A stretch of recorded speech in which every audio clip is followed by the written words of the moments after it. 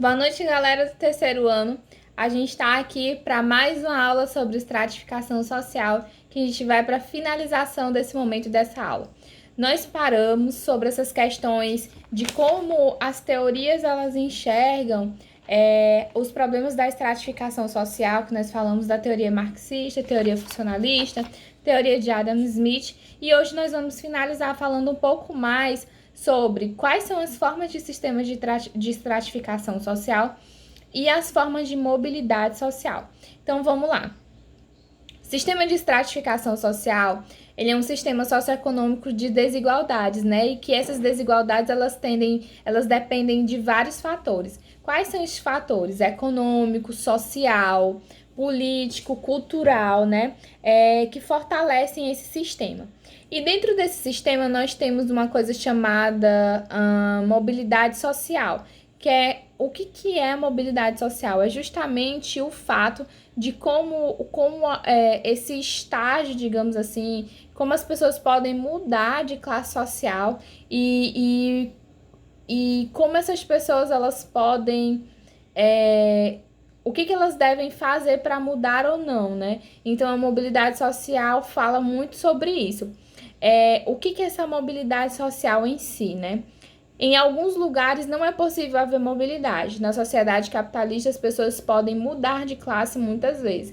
Então, relembrando lá o último vídeo que nós falamos, em que a mobilidade social em castas, que é um tipo de estratificação social referente à Índia, né? Lá não se tem essa questão da mobilidade social, de se mudar de castas, né? A pessoa não muda facilmente de castas. Já na sociedade de capitalista, onde tem as classes sociais, há uma presença de mobilidade social, uma oportunidade de presença de mobilidade social. E a gente vai ver os dois tipos agora desses tipos de mobilidade. Primeiro, nós temos a mobilidade vertical e horizontal. A vertical é quando há mudanças na hierarquia de classes, e a horizontal é quando há mudança em uma mesma classe. Por exemplo, um exemplo de mobilidade vertical, que é uma mudança de classes, né? Gente, é lembrar, vertical muda de classe, horizontal muda de posição, mas não muda de classe. Só muda de posicionamento dentro de uma mesma classe. E eu sempre utilizo esses exemplos que são bem didáticos. Que exemplos são esses? Na mobilidade vertical, nós temos uma possível mobilidade vertical quando, por exemplo, a professora de vocês jogou na loteria, né? Eu faço parte de determinada classe e a partir do momento que eu ganhei na loteria, eu ganhei milhões de reais aí, então eu mudei para classe A, virei rica, né? Então isso é uma mudança de classe, ou seja, através dessa questão de um jogo, eu pude ter a oportunidade de ficar rica, mudei de classe, fui para classe A. Mas também tem a mobilidade social no sentido de vertical, no sentido de que a mudança de classe ela pode ascender a classe, como ela também ela pode ser mudar de classe no sentido de baixando o nível da classe econômica. Por exemplo, uma pessoa que era rica, que ela perdeu tudo, então ela da classe A ela saiu para a classe C, para a classe D, né? Então essa mudança é a mudança de classe efetivamente, mudou da classe A para a classe B, da classe A para a classe C, da classe C para a classe A, ok? De diferentes métodos, através de um jogo de loteria, através de reconhecimento, sei lá, sei lá, ganhou uma fortuna, não sei, ou trabalhou bastante e conseguiu ascender na vida, né? Fechado? E a mobilidade horizontal, galera, se refere quando há uma mudança na mesma classe, ou seja, eu mudo dentro da minha própria classe, mas eu não saio da classe. Por exemplo, a professora de vocês participa de uma determinada classe e eu tenho determinadas coisas que me proporcionam dentro dessa classe. Eu sou professora, então pode ser que nessa questão de ser professora, uma escola me convide para que eu passe de professora a ser supervisora ou diretora. Então, eu vou melhorar, né, o meu salário. Lógico, óbvio, ótimo. Eu vou melhorar o meu salário, porém, não vai ser uma melhora tão significativa para que eu possa mudar a minha classe. Ou seja, eu vou melhorar de salário? Ok, vou melhorar de salário. Mas isso não significa que eu vou mudar, que esse salário seja tão significativo a ponto de eu mudar de classe, ok? Então, tá aí. Eu mudei dentro da minha própria classe, própria classe, desculpa. Mas eu não mudei de classe, fechado? Essa é a horizontal aqui, fechado? E aí a gente tem, para finalizar, sobre a sociologia e as classes sociais. Como é que Karl Marx vê a questão das classes sociais, né? E vê a estratificação e as desigualdades. Ele vê a desigualdade está fundamentada nas relações de classe e na hierarquização social, ou seja, para Karl Marx, a questão da estratificação e das desigualdades está fundamentada nas questões econômicas e nas questões de desigualdade de classe. No capitalismo, a classe dominante concentra o poder, mas quem realmente produz é o proletariado, ou seja, dentro de uma sociedade capitalista, os trabalhadores eles produzem os meios materiais, os meios de se adquirir poder e de se adquirir economia, porém, quem concentra todo esse poderio, todo esse poder é os ricos, né? É a classe dominante. Em Max Weber, vamos ver qual é o olhar dele sobre essa questão das desigualdades. Ele fala que as desigualdades elas têm 3 dimensões: a classe, o poder e o prestígio. Então, vai um pouco mais além dessa questão somente do âmbito da classe, do âmbito econômico. Para Max Weber, além da classe, ele tem outros tipos de categorias de desigualdade, que é o poder e o prestígio. O poder, no caso, como se vem falando nos livros, né? O poder, ele é essencial para determinar as posições na classe social, sendo até mais relevante do que a própria posição econômica.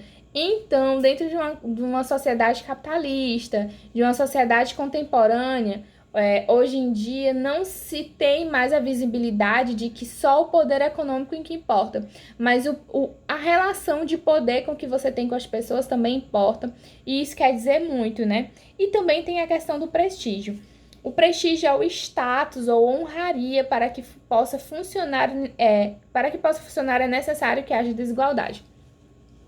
Então, o prestígio é a mesma coisa do status. E hoje, a nossa sociedade conhece bem, né, esse conceito de status. No sentido de que, por exemplo, as redes sociais, elas são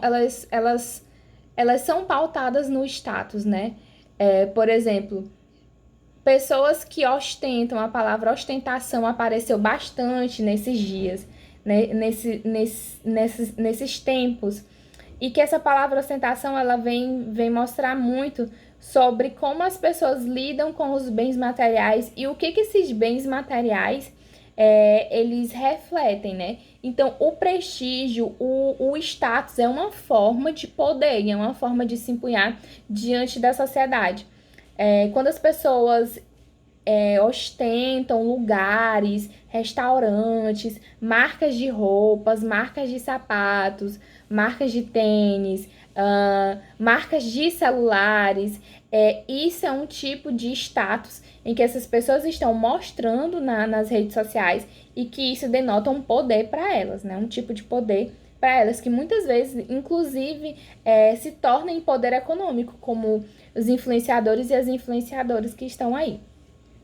No geral, a desigualdade social, muitas vezes, ela é naturalizada, no sentido de como assim, professora, que a desigualdade social ela é naturalizada. Muitas pessoas, e muitas vezes a desigualdade social, ou seja, a pobreza, o fato de terem pessoas ricas e outras pessoas pobres e paupérrimas, muitas vezes é justificado como se fosse algo que fosse natural, que viesse, por exemplo, uma explicação religiosa que você é pobre porque Deus quis assim. Quem foi que nunca escutou isso, né? Fulano é pobre porque Deus quis que ele pagasse pecados não sei da onde e que é assim. Então, isso é naturalizar a desigualdade social. Então, o que a sociologia vem contribuir para esse olhar, né? De que a desigualdade social é uma construção social e ela não é natural. Ou seja, não nascemos pobres, não morremos pobres ou não nascemos ricos e porque Deus quis assim, né? No caso da sociologia. Mas no sentido de que perceber que a desigualdade social é uma construção onde muitas pessoas concentram maiores poderes e por isso que outras pessoas ficam com tão pouco, a ponto de não ter nem alimento suficiente para poder se nutrir no dia. Então, essas questões de desigualdade social são construções sociais, né? Essas concentrações de poder e todas essas explicações. A sociologia e a questão da desigualdade, né? E aqui a gente vê que temos teorias, né? Como a teoria liberal, que explica um pouco sobre essa questão da desigualdade, onde o que o livro traz um pouco sobre essas questões, né? O que a gente pode perceber sobre a teoria liberal.